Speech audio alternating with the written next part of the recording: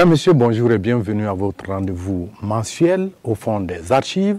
Nous sommes en 1986, en plein cœur de la cité An-3, un quartier en plein chantier et pour cause, le CNR fête ses 3 ans de pouvoir. Le camarade président, le capitaine Thomas Sankara, prend langue avec l'entreprise EMBTP de l'opérateur économique Franck-Alain Kaboré, spécialisé dans les ouvrages d'art pour la construction de la salle de ciné Neroya. Je vous invite à suivre un reportage réalisé par le doyen Célestin Zongo sur la construction de l'infrastructure.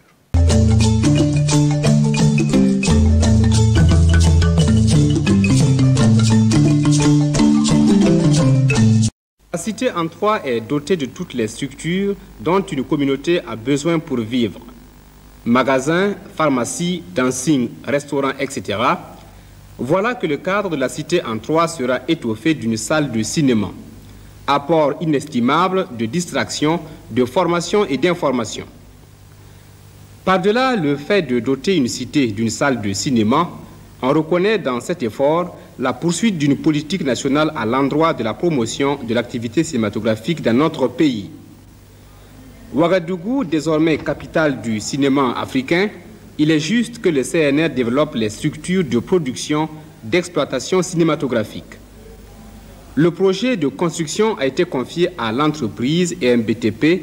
André Ouedrago, technicien de cette entreprise, présente la future salle de la cité An-3.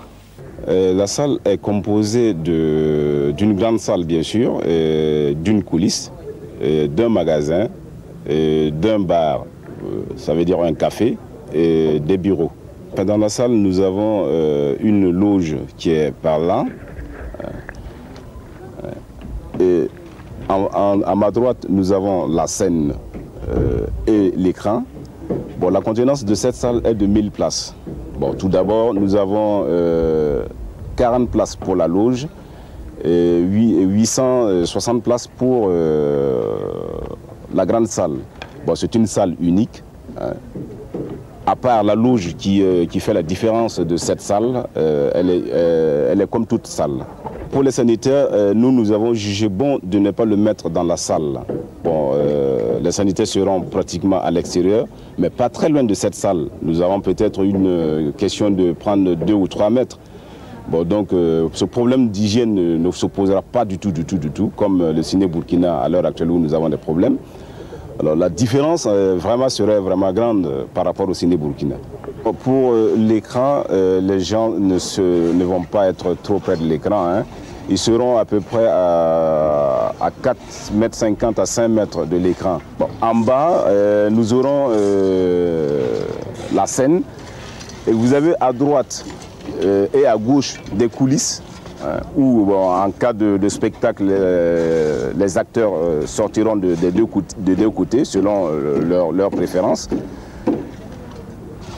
Et nous avons aussi dans ces coulisses-là des toilettes qu'on a prévues là-bas bon, pour ces acteurs qui sortiront de gauche à droite. Bon, donc nous avons une salle parfaite. Bon, pour une question de sécurité, nous avons au total 8 portes de sortie en cas de besoin. Et nous avons aussi mis dans cette salle des sécurités assez spéciales. Bon, parce que bon, on n'aura pas tellement de problèmes en cas d'incendie ou en cas de problème quelconque à l'intérieur. Pour la sécurité bon, des gens qui vont venir au cinéma, bon, ce qui est prévu, c'est que les gens ne viendront pas avec leurs mobylettes ni leurs engins jusqu'à la salle de cinéma. Bon, il y a un parking qui sera aménagé au niveau, en face des boutiques devant. Et les gens vont garer leurs engins, leurs voitures devant ces boutiques-là et ils viendront à pied au cinéma. Le directeur général d'EMBTP, Alain Kaboré, nous confie la signification de la charge qui échoit à son entreprise. C'est la première fois que le gouvernement du Burkina Faso a donné un important travail à une entreprise nationale. Donc nous devons mériter la confiance des uns et des autres. Dans ce cas, bon, on nous a donné un certain délai. Les ouvriers, les techniciens, nous nous battrons pour respecter ce délai-là. La chance a voulu que ce soit EMBTP que le gouvernement a confié cette importante réalisation. Il pouvait se faire que ce soit une autre entreprise, mais il faut toujours qu'il y ait un début. Bon, on ne peut pas confier le travail à toutes les entreprises. C'est pour ça que le gouvernement a confié à EMBTP ce chantier-là. Et c'est l'honneur de toutes les entreprises burkinabées. Pour nous, burkinabés, il est important qu'on décolonise le cinéma africain. Il est donc logique qu'on ait confié à EMBTP, une entreprise nationale, le travail, la réalisation de la salle de cinéma. La réalisation de la salle, le coût de la salle s'élève à peu près à 1,5 milliard. Les financements, c'est l'UREBA qui finance entièrement la salle. Et EMBTP participe pour près de 150 millions. Et la salle sera réalisée, financée par l'UREBA et EMBTP.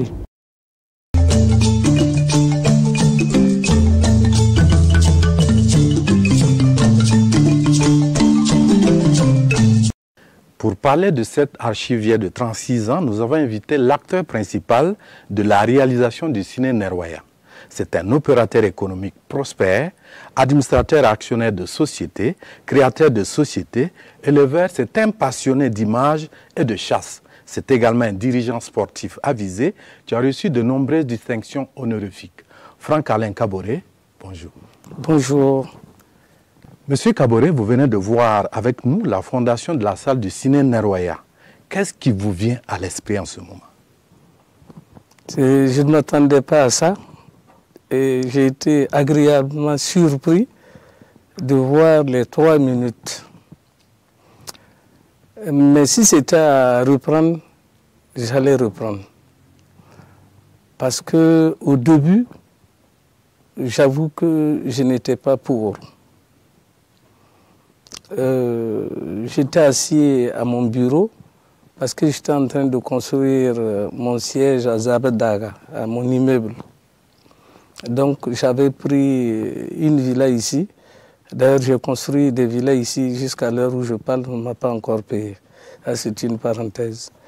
Et je vois descendre à mon bureau des militaires et ils viennent rentrer comme ça. Ils étaient 3, sinon 4.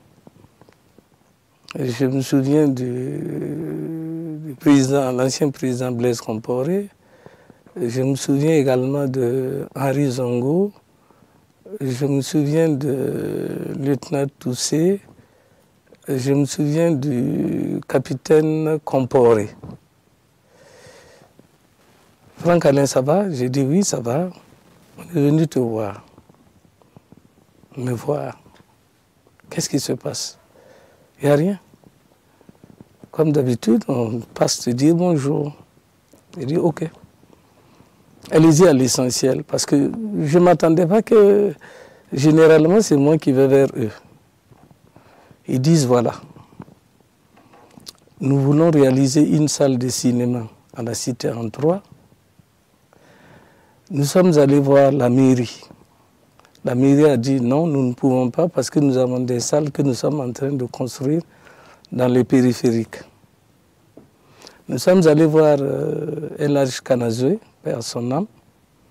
Il dit que non, lui, il est en train de faire le stade, il ne peut pas.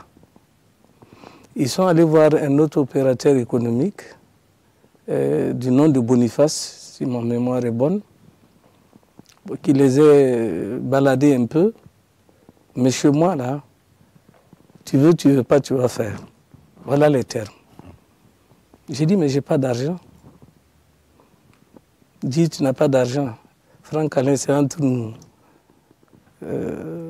Il faut dire seulement que tu vas faire. J'ai dit, je n'ai rien. Il y a un qui a sorti de sa poche comme ça, mon relevé de compte posé devant moi. J'avais 100 et quelques millions à l'époque sur mon compte. Tu n'as pas dit que tu n'as rien. Il n'y a pas de secret bancaire avec la révolution. J'ai dit, ok, je vais faire. Les conditions. Ils disent, non, il n'y a pas de conditions, tu réalises et tu gardes ta salle. Nous, notre problème, que le FESPACO ne quitte pas le Burkina. Le FESPACO doit rester. À l'époque, il y avait la Côte d'Ivoire et le Sénégal qui voulaient le FESPACO. J'ouvre une petite parenthèse pour vous dire. J'ai été contacté, paix à son âme, par l'ancien ministre de l'Information, Laurent Dona Fologo. Quand il est venu voir la salle, il a dit qu'il voulait me voir, juste avant de revenir sur le sujet. Je suis allé, je l'ai écouté à l'hôtel, il était à l'hôtel Indépendance. Il m'a dit, bon, nous voulons la même salle en Côte d'Ivoire. On va te payer cash. C'est pas, tu réalises la même, tu viens avec l'équipe, on va s'occuper de toi, loger, nourrir, tout. J'ai dit ok. J'ai fait le tour pour aller voir mes amis. Je les ai dit, ah, voilà la carte qu'il m'a donnée, sa carte avec son numéro. Il veut que je réalise la même salle. Ils me disent, qu'est-ce qu'on t'avait dit? On ne t'a pas dit que la salle là, les gens envient le FESPACO, ainsi de suite. Et en plaisantant, ils me disent, bon, vas-y, c'est ton cadavre qui va revenir ici. Bon, on plaisantait, c'est-à-dire que j'ai eu la chance de les connaître et tous. Donc, c'est pour ça d'ailleurs qu'ils peuvent m'obliger à faire ce que je ne voulais pas faire. Donc j'ouvre ça seulement pour que vous compreniez que effectivement, si Nerwaye n'était pas là, on risquait de perdre le FESPACO. Les anciens, les anciennes savent très bien, les Béatrice, tous ceux qui sont du cinéma, qui ont un certain âge, savent pourquoi le ciné Nerwaye, il fallait que ça sorte. Donc effectivement, j'ai dit je suis d'accord. Et comme c'était des révolutionnaires, séance tenante, ils ont appelé le DG de l'UREBA de les rejoindre ici. Le DG est venu avec un de ses collaborateurs. Ils disent qu'ils veulent qu'il finance la salle. Moi, j'ai dit non, je n'ai pas besoin de l'argent là d'abord. Je vais travailler jusqu'à un certain niveau. On me dit de signer la convention, 400 et quelques millions. J'ai dit non, ils disent oui, tu dois signer la convention pour ne pas venir dire qu'il te manque de l'argent. Ils ont tous suivi ici. J'ai dit je suis d'accord. Ils m'ont invité à venir au siège de l'UREBA, l'actuelle justice militaire. Quand je suis arrivé, la convention était déjà prête, en 48 heures. Et j'ai discuté avec le DG Traoré Nia Moïse. Je lui ai dit que je ne veux pas l'argent. Il me dit, bon, vous signez la convention et dès que vous voulez l'argent, on va vous donner. J'ai dit, je vais réfléchir. Je n'ai pas eu le temps de réfléchir lorsque les autres m'ont appelé pour me dire de signer la convention. J'ai signé. Je suis allé à Kodiam à l'époque. Payer deux bennes Isuzu, je crois que ça coûtait 6 millions et quelques à l'époque.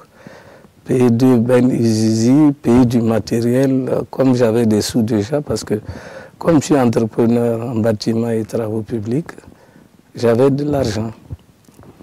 Et j'ai commencé, je suis allé, comme j'ai dit, jusqu'au chaînage. Et un jour, je suis assis, ils écrivent une lettre pour dire qu'ils vont me débloquer toute la somme. Près de 500 millions. J'ai dit, il n'est pas question.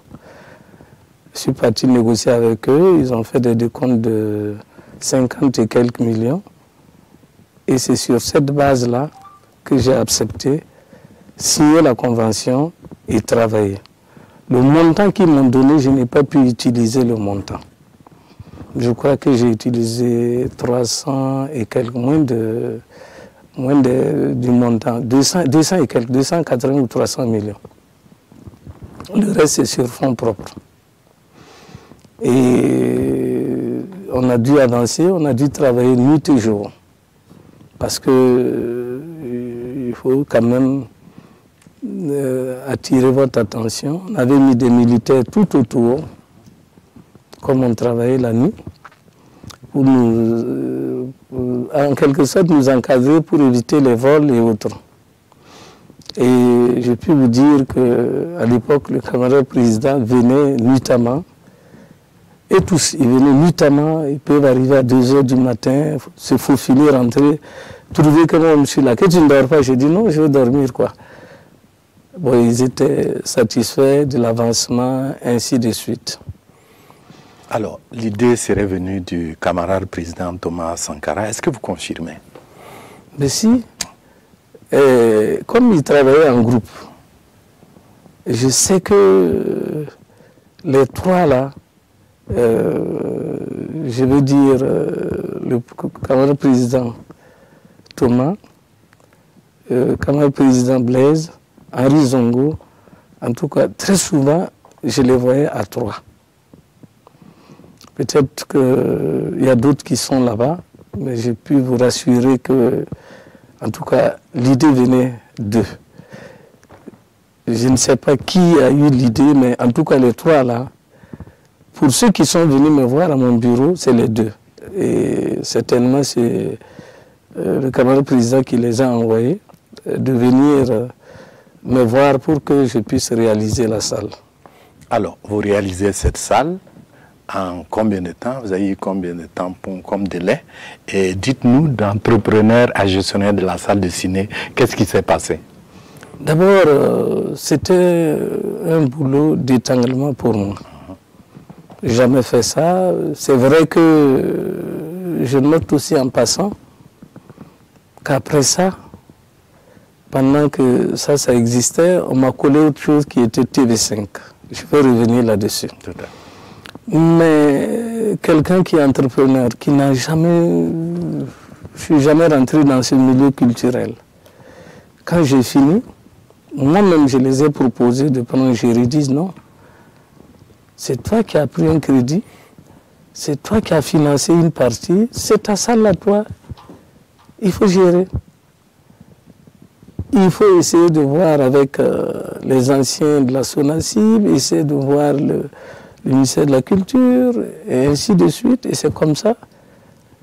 Je suis rentré là-dedans avec mes enfants. Rodrigue en particulier, lui ça l'intéressait parce que c'était un passionné de cinéma. Lui il aimait ça et moi je ne voulais pas arrêter mon travail d'entrepreneur. C'est ça qui m'a donné l'argent. Donc je ne voulais pas arrêter et donc j'étais obligé de continuer mon travail. Et lui il regardait, je venais de temps à autre. Mais il faut reconnaître que ce n'était pas facile. Parce qu'on avait une concurrence atroce avec la SONACIB. Même les anciens de la SONACIB, s'ils écoutent, ils vous diront. Nous n'étions pas la bienvenue dans le secteur du cinéma. Une grande salle qui fait 1066, c'est pas 1000.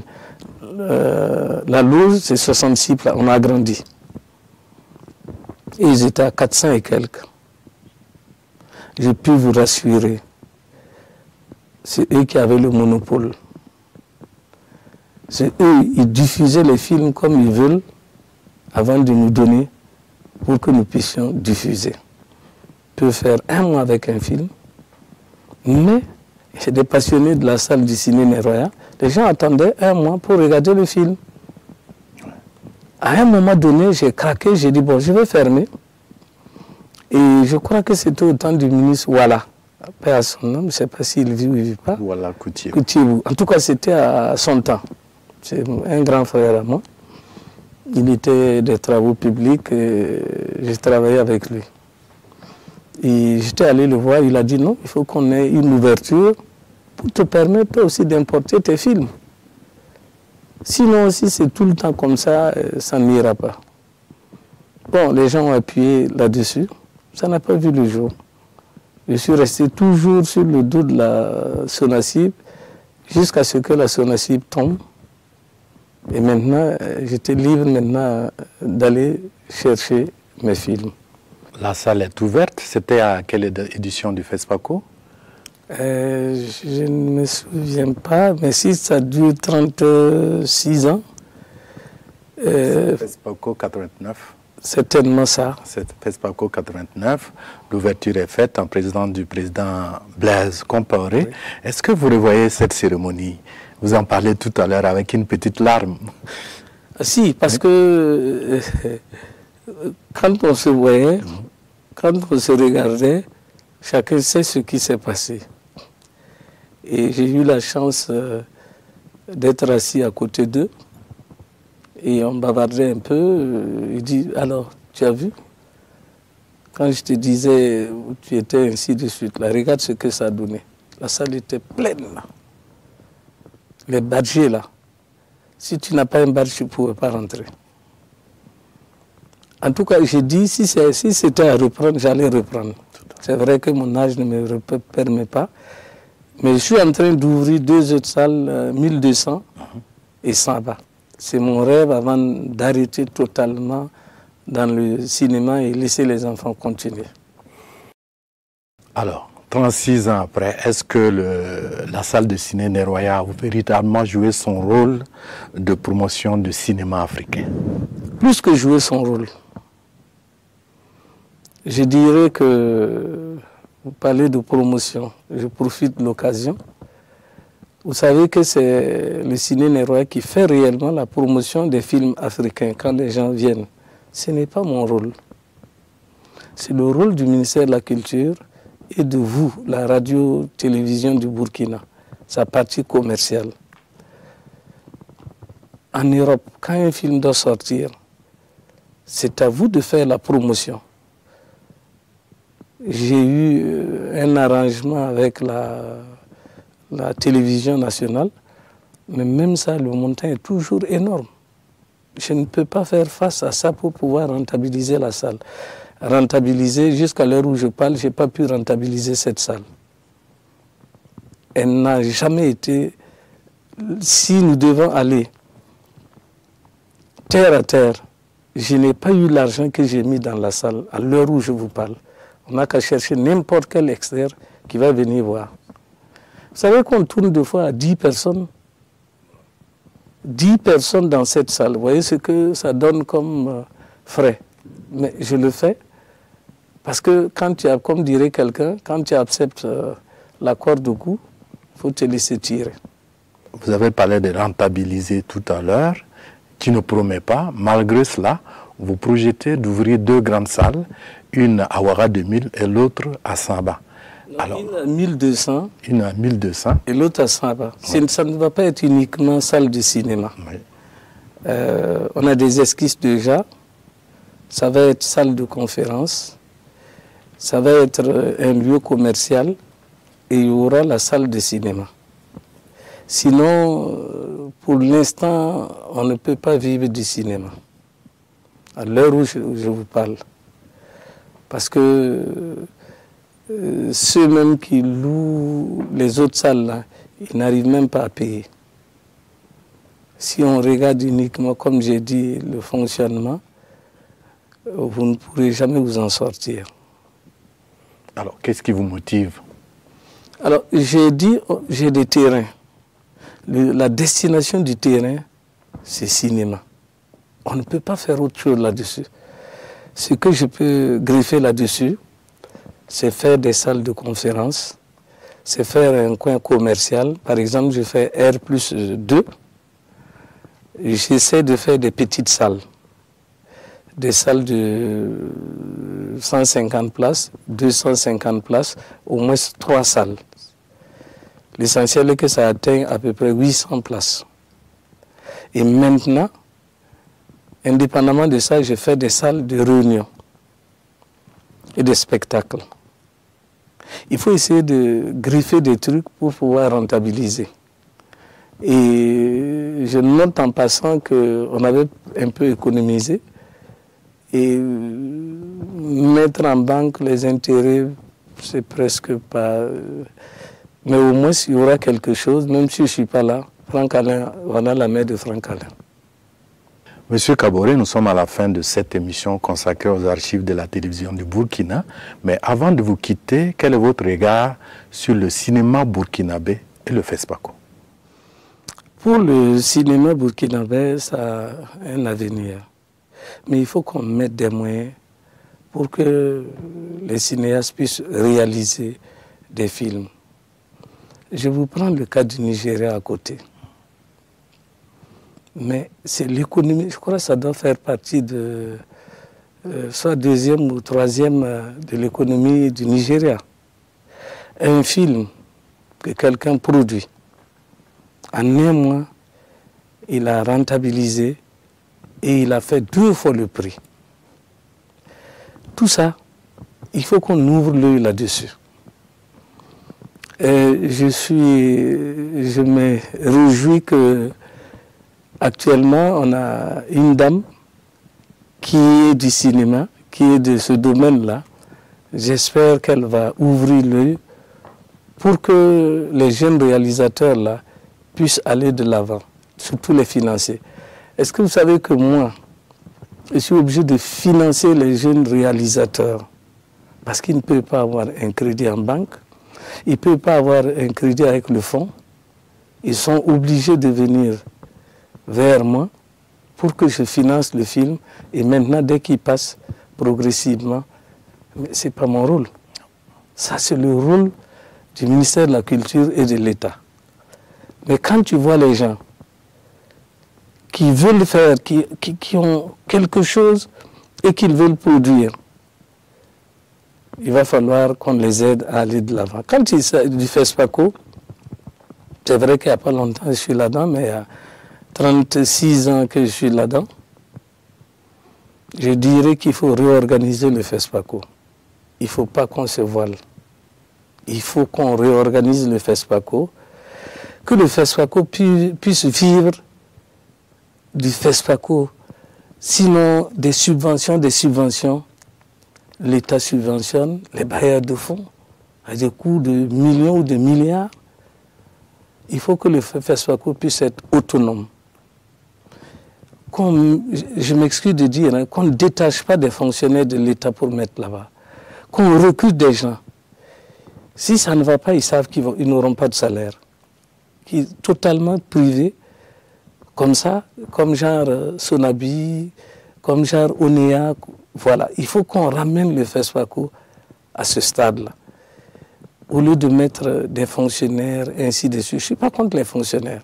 Si un fonctionnaire veut aller au FESPACO, soit il démissionne, ou il prend une disponibilité, là il court le risque, il sait que si ça ne marche pas, lui aussi il va sombrer. Mais si je sais que j'aurai mon salaire à la fin du mois, ça ne marche pas, je ne dis pas qu'ils ne se battent pas, hein, mais je veux qu'on essaie ça pour voir. J'espère que les autorités m'écoutent, ils vont écouter. Et donc, c'est vrai qu'ils